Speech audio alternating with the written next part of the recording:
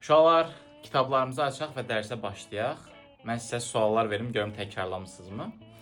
Deməli, ilk sualım odur ki, 2038-ci ildə TikTok arxeoloqları nə tapdı? Mən cavab verə bilmirəm. Buyur Alparslan oğlum, cavab verə bilərsən.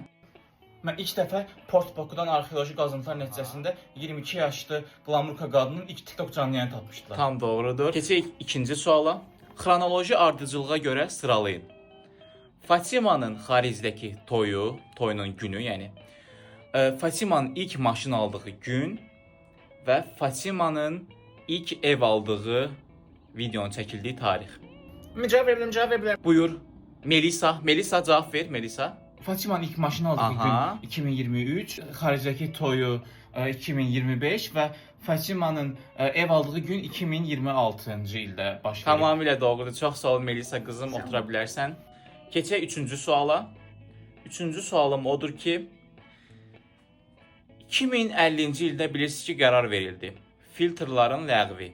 Artıq heç kim filtrlardan istifadə edə bilmədi. O qərardan sonra neçə insan tanınmaz hala düşdü? Həmin 3680 nəfər. 3680 insan bəli tanınmaz hala düşdü. Çox sağ ol Nilay, otura bilərsən.